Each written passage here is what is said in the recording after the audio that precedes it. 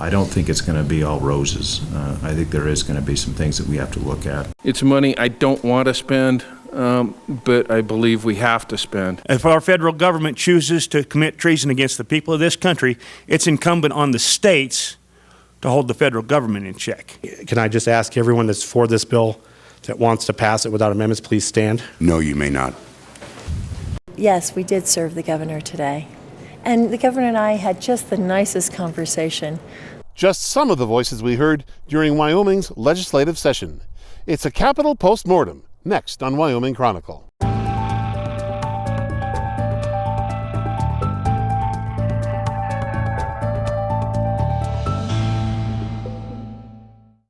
Hello, I'm Richard Ager. Welcome to Wyoming Chronicle. This week, 3 journalists join me to look back at a legislative session that was supposed to be quiet, but wasn't.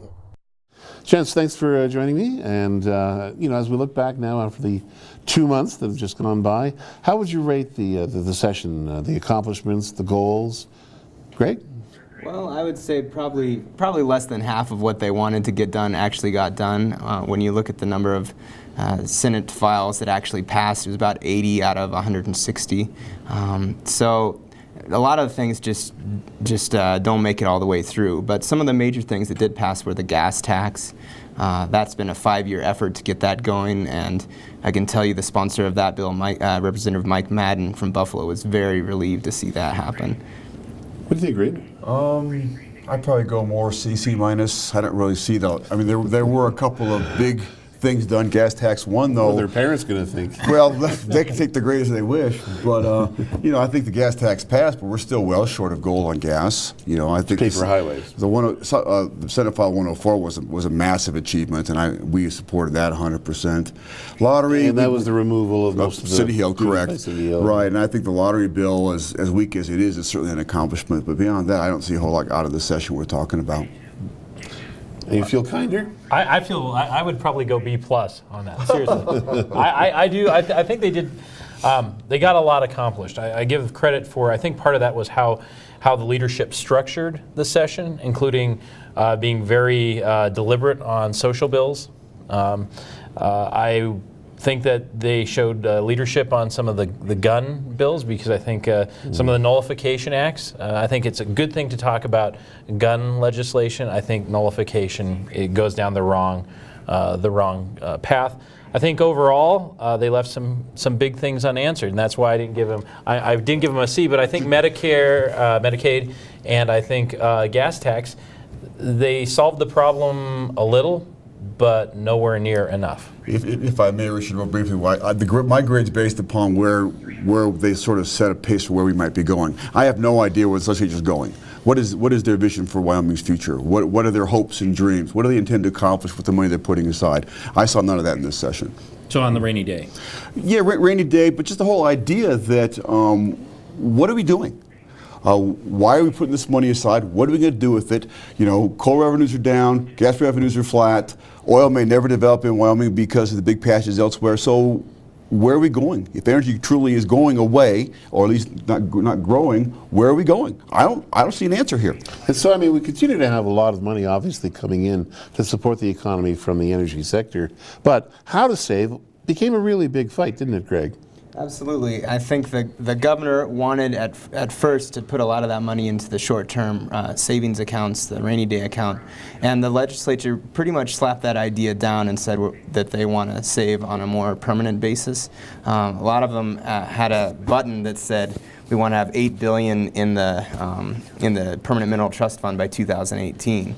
So that is a real goal. Even if they do that, that'll probably only be about 20% of the state budget that's coming out of permanent savings. And of course, another fight that you did some writing about was the fight over firefighting and the budget for that.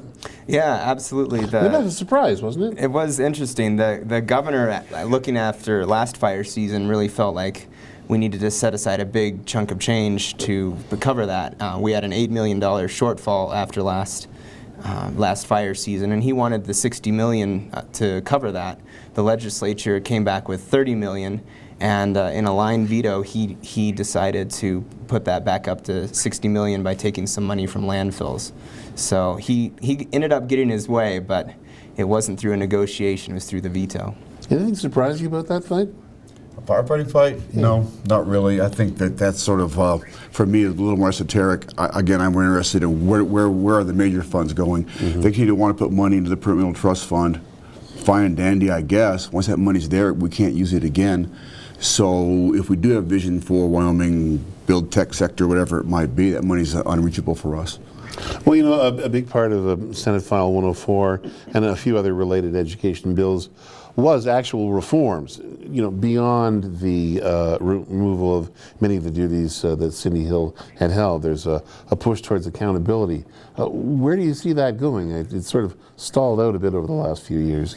Well, I think that part of where accountability is going comes back to, and not to belabor the point on Cindy Hill, but part of the accountability, and I think part of the struggles that we've seen in accountability with schools in Wyoming have to do with the type of information the legislature has. I don't think they've gotten good information from the Department of Education, and I think that that's made it harder. I don't think that that's the only thing, but I think it's certainly made it harder. You're also seeing a shift even in today in the maybe asking for a federal waiver from No Child Left Behind, and I think that that's going to play into because depending on what the federal government says, that's going to tell Wyoming how it must be accountable, I think, going forward. The problem really comes down to philosophy. We know that Cindy Hill's big local control. You're not going to get local control and accountability out of the Capitol. Those two things don't match up. So as she sort of foot dragged along over time, they had no choice. They made the right decision. This had to be settled. Wyoming never would have moved forward on accountability without making this effort. Obviously, the other option was to go ahead and totally get rid of the position through a constitutional amendment. That's a long-term goal with no guarantee of success.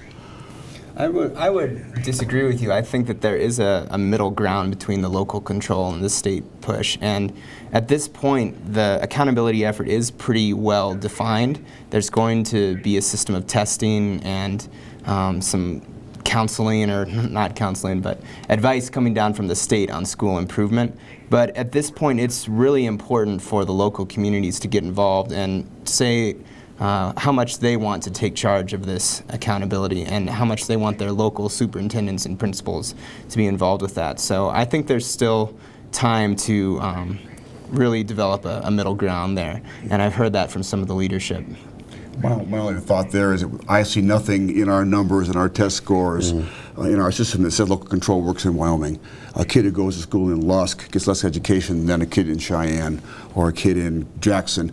The local control is not working in Wyoming in the sense we're providing some sort of seamless, equal, quality education across the entire state. It's just not happening. Well, you have to wonder, you know, it probably had a meaning 100 years ago when it was enshrined as a principle, but nowadays with standardized curriculum and all of the efforts by the legislature and the fact that the funds, you know, come from the state, clearly paints a different picture. Yeah, I'm not really arguing that you want to go total state control, and I agree there's a balance, but I think the balance right now is on the wrong side of the pendulum. And if we leave it on local control side, the state's never going to grow and advance. I think in the end, it's really going to be the local communities that have to implement it, though, because the lawmakers know that they can't do it from Cheyenne, maybe as much as they'd like to. It's going to take these local leaders and local communities to buy into enforcing the accountability. You know, some bills got a lot of attention even though they actually didn't pass. One example was gay rights and the corresponding lack of any defense of marriage acts in the legislature. I know that the sponsors who were looking to at least try for, you know, civil unions were satisfied with the progress because there was a lot more support for it. What do you think that bodes for the future here in Wyoming? Well, I think that I think that eventually it's going to make progress toward civil union, same-sex marriage. We saw, I think that we saw from readers and from people that kind of in Wyoming's libertarian bent, that people here, while conservative, also understand that you can have a marriage between same-sex couples, and it doesn't necessarily threaten the religious institution or the institution of marriage. Yeah, I would say that this was definitely a high watermark for people who are interested in marriage equality, and it was interesting to not see any opposing view in the Defense of Marriage Act coming up. And I think that there were really some pretty strong debates and some really strong rhetoric, some of it not really based in fact, that came out over these issues. But the major point is that these things got debated on the floor of the House and of the Senate, and that really shows that things are changing, maybe not in Cheyenne in the capital, but out in Wyoming. People An education process, do you think, for the legislators? Oh, I think definitely. I'm somewhat concerned that the opponents need to find better spokespeople. People who are talking about grid and about the dangers of homosexuality to people's minds, bodies, and spirits really should not be at the forefront of the debate. Whether you're pro or con, I think you need to find good spokespeople to represent Wyoming well. Lynn Hutchings from Cheyenne, for example, did not do a good job of doing that.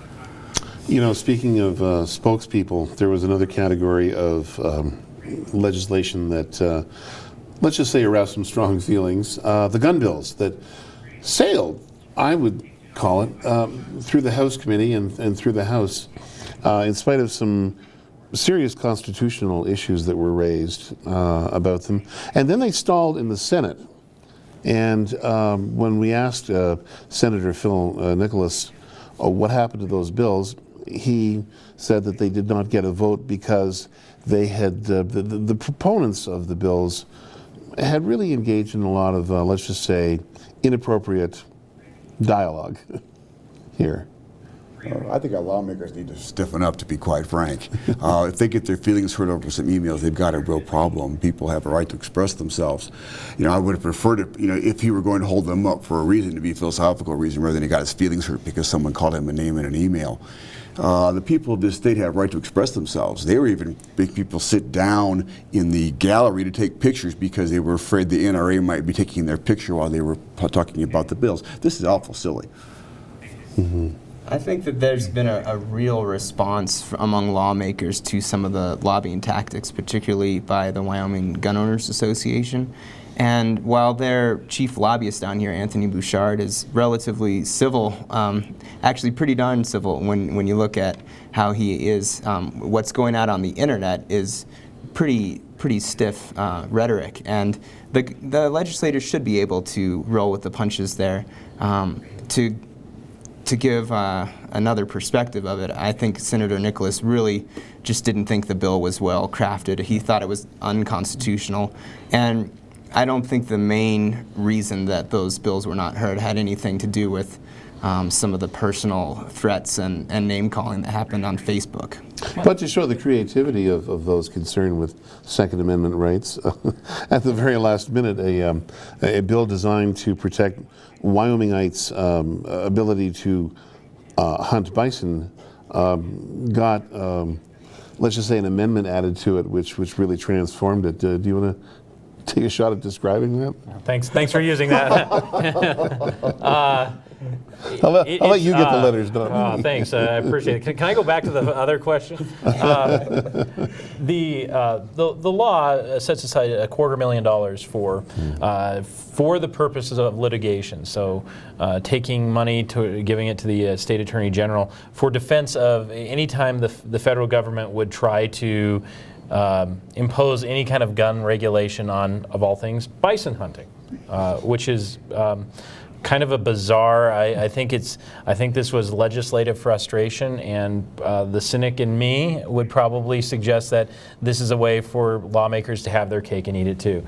Some of them can say. Well, the key there is those weapons would be large bore. Yeah, large bore, and to address the gun debate, I think lawmakers do have I think they do have to draw the boundaries on discourse and what they're willing to accept, especially from the lobbyists. I don't know that this is probably may have been the ideal time to flex that, but maybe it would have. I can't speak because we've asked Senator Nicholas to show us some of the emails and to let's look at some of those if they were really that bad. But I think the other thing, our concern all along is Wyoming cares about guns, and guns are important.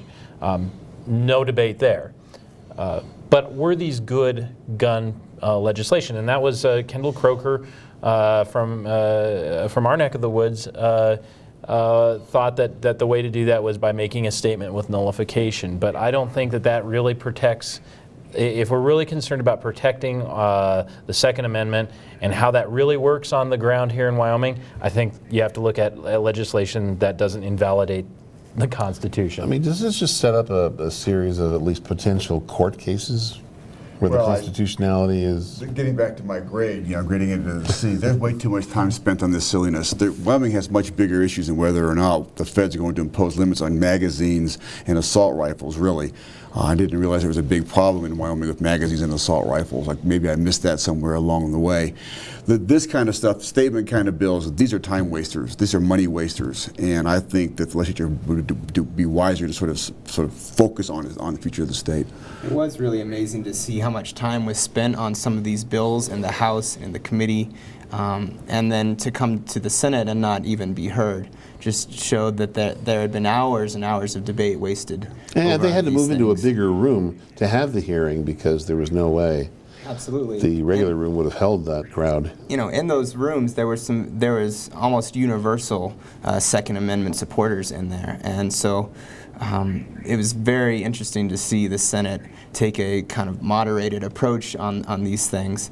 At the same time, there's probably no one in this legislature who doesn't support the Second Amendment, and it's just arguments over how far you want to take those Second Amendment rights. Well, of course, the question of whether Wyoming would become the 44th state to have a lottery came before the legislature, and looks like we are. We'll have at least a Powerball. Thank heaven for that. We've been writing about that in our papers. I've been here 15 years. We've been writing about it. When you drive south of the border here and see the cars on a big on a big Powerball weekend when there's $100 million jackpot, you see the cars going basically a traffic jam between Cheyenne and the border to buy tickets. Well, it's very clear money's going out. Online, you have to pay 150%. Premium. So you pay $5 for a $2 ticket. So. Well, I think as the previous group mentioned, $3 million last year in sales at the cantina south of our border. $3 million. That's $3 million that could be sitting in the coffers in some form or fashion in Wyoming. I would prefer to see a full-blown lottery, scratch tickets the whole bit, but I understand why it ended up this way. It's the only way it was going to get through. So, is this a pent-up thing? I mean, for years and years, it got stalled in the House, and now all of a sudden it kind of right through. Well, when you look at Wyoming and its history with gambling, for a long time, all gambling was illegal. There was a lot of underground, behind-the-scenes gambling, and a lot of the towns and in back rooms of bars and things. And so that memory, that really quit about the 1950s, and then there was a real, I think, memory of people about what gambling was like and what it did to families and gambling addiction and things like that. And it took really this massive Powerball jackpots of the last couple of years and the sight of folks driving across the state border to buy those tickets to really get the constituents to tell their representatives to think twice on this lottery thing. Well, and as Senator Kraft said, it doesn't have some of the literal bells and whistles of lottery or of gambling. It doesn't. It's not a place that you go, you buy. There's no instant gratification. So there are some of the arguments that are used against gaming and gambling just don't seem to hold well in this. It is. It's really finely tuned. I mean, it's a Powerball. Period. No scratch tickets, period. Money goes to cities, towns, and counties, which everybody in Wyoming loves. So over the time, they've sort of chopped the bill down to this little thing that's left. It's a beginning, and I suspect over time it will expand. So going to a church bingo would give you more instant gratification than... And a much bigger chance of winning. Well, you can go to Grandma's Pickle Parlor down here in Cheyenne and buy scratch-off tickets right now today. So to say that the lottery is not going to have them doesn't really solve the problem. It just doesn't get it as part of this bill, which makes it clean. And of course, we do have casinos here, but yeah. Well, it seems for some legislators there is no off season because, as we know, and Greg, I know you were sitting in the Joint Management Council just the other day, listening to the long list of what they're about to start work on. Look ahead for their joint Judiciary Committee, they're going to look at juvenile justice, mental health, involuntary commitment, alternative sentencing. The big one, of course, being alternative sentencing. They got a lot of work.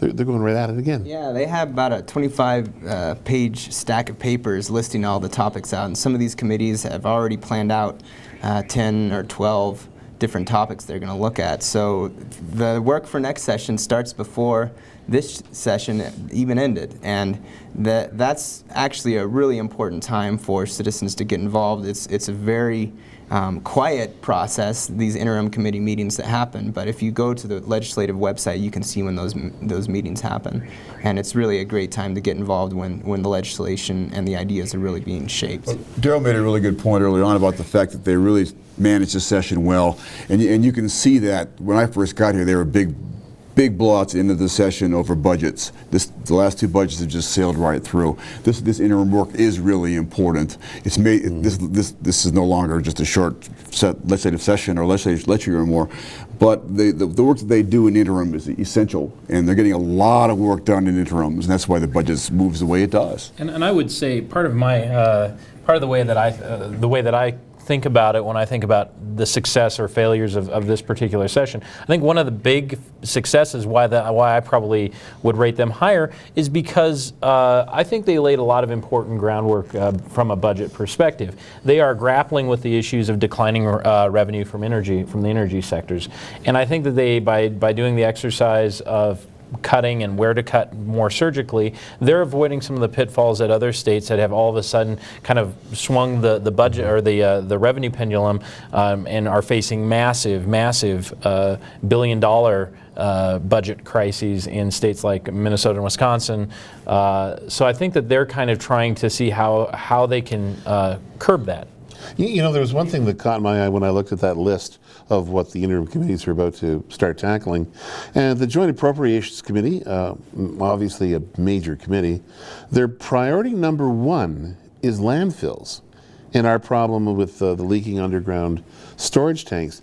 Now, that's not something we've heard a whole lot about. I know there was at least one bill concerning that, but do you see that becoming a growing issue, a bigger issue? That's probably the biggest sleeper environmental issue in the entire state, and this has been worked on very hard by the Department of Environmental Quality and legislators over the past 6 years, and it's become a priority from the governor and the legislature to put enough money towards this to stop the leaky landfills we have and not create any more new ones. And this is really a question about protecting groundwater, and people are very serious about that. It's really a legislative priority.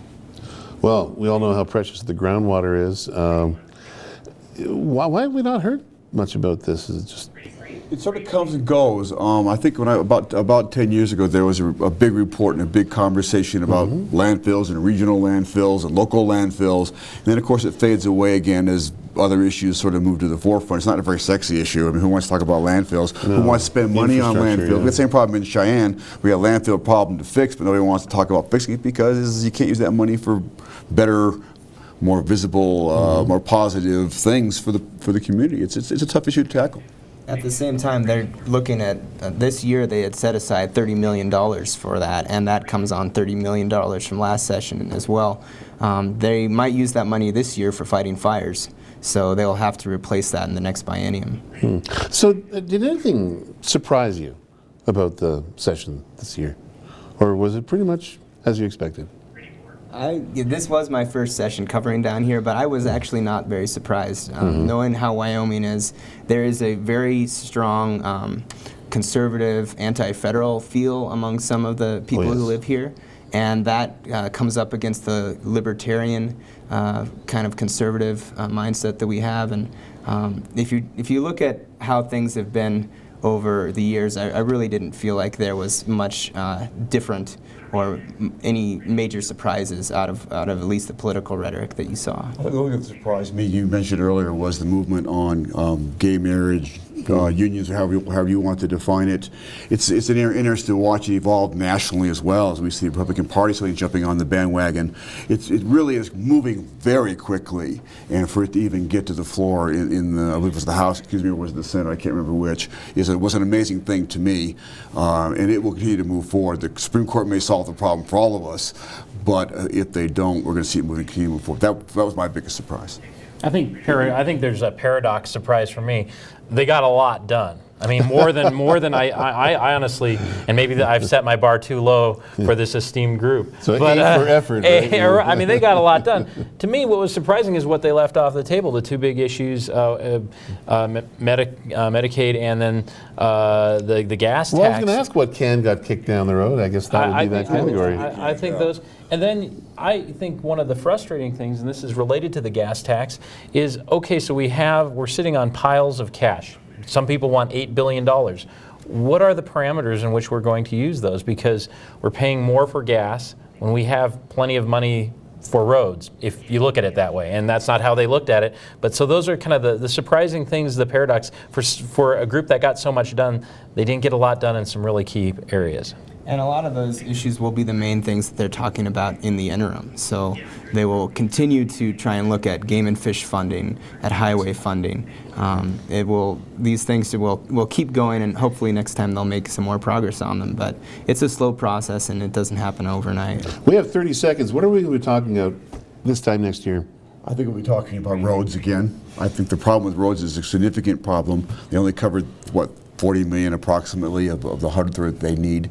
That's not going to go away. I think landfills are going to come in on top of it at some point. That's going to become a crisis here as well. Darrell makes a really good point. You know, the gas tax that we got this year came about because they wouldn't spend money over the past decade to fix the roads. They put the money in the Perimeter Trust Fund, they put it in the Rainy Day Fund, they put it over here, they put it over there. They didn't put it into roads. Now we got a gas tax. That's the last word, and it goes to Reed Eckhardt. Our thanks, of course, to Reed Eckhardt, Greg Nickerson, and Darrell Ehrilck. And join us next time for another Wyoming Chronicle.